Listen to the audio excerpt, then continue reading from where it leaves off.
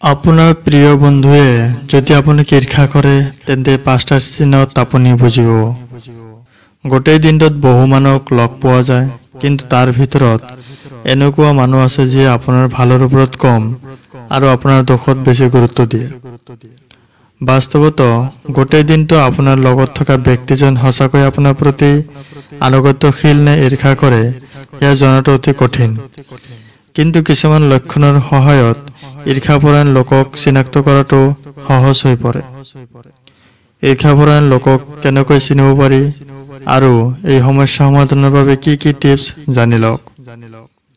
ঈৰ্ষাপৰায়ণ ব্যক্তিয়ে সকলো সময়তে নিৰাপত্তাহীনতা অনুভৱ কৰে আৰু আনজনক আৱেগিকভাৱে আঘাত দিবলৈ চেষ্টা কৰে।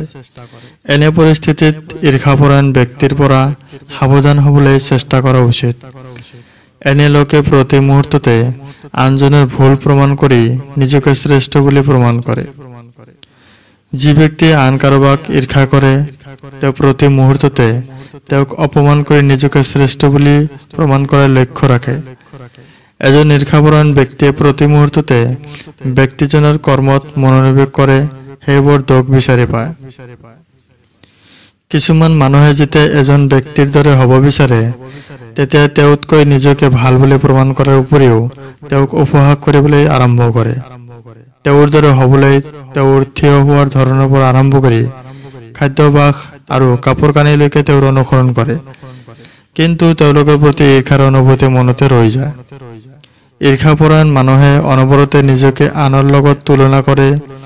যদি আপোনাৰ কোনো বন্ধুৱে নিজৰ সকলো কামতে আপোনাৰ লগত নিজকে তুলনা কৰে তেন্তে আপুনি সাৱধান হোৱাটো প্ৰয়োজন।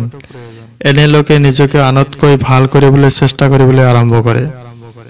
এনে লোকে প্ৰতি মুহূৰ্তত আনৰ দোষ বিচাৰিবলৈ চেষ্টা কৰে। তেওঁলোকে নিজকে ভাল আৰু আনজনক ভুল প্ৰমাণ কৰিবলৈ বিচাৰে। আনৰ দোষক নিজৰ গুণৰ ভিতৰত গণিবলৈ চেষ্টা কৰে। যেতিয়া সকলোৱে আপোনাক প্ৰশংসা কৰে আৰু আপোনাৰ কামৰ শলাগ লয় তেতিয়া এনে মানুহ অত্যন্ত হতাশ হৈ পৰে, বেয়া প্ৰচাৰহে দিয়ে। ইয়াৰ ফলত সম্পৰ্কত ভুল বুজাবুজিৰ সৃষ্টি হয়। এই পাঁচটা উপায়েৰে ঈৰ্ষাপৰায়ণ মানুহৰ সৈতে মোকাবিলা কৰক। কোনোবাই তোমাক লৈ ঈৰ্ষা কৰিছে, তেওঁৰ লগত কথা পতাৰ আগতে সাৱধান হওক। এনে লোকৰ লগত আন মানুহৰ বিষয়ে নিজৰ অনুভৱ ভাগ বতৰা কৰাটো পৰিহাৰ কৰক। ন্যূনতম সময় কথা পাতিব আৰু আপোনাৰ কোনো পৰিকল্পনাৰ কথা তাক নক'ব। বহু সময়ত আপোনাৰ বন্ধু বান্ধৱীৰ লগত বহু সময় কথা পাতি থাকোঁতে তেওঁলোকে বহু ব্যক্তিগত কথা শ্বেয়াৰ কৰিবলৈ আৰম্ভ কৰে। আন কিছুমানে হয়তো ইয়াৰ সুবিধা ল'ব পাৰে। আপোনাৰ প্ৰতি ঈৰ্ষা কৰা মানুহৰ লগত সকলো কথা শ্বেয়াৰ কৰিলে আপোনাৰ ভৱিষ্যতৰ বাবে ক্ষতিকাৰক হ'ব পাৰে। গতিকে ভিডিঅ'টো ভাল লাগিলে এটা লাইক কৰিব আৰু মোৰ চেনেলটো ছাবস্ক্ৰাইব কৰিব।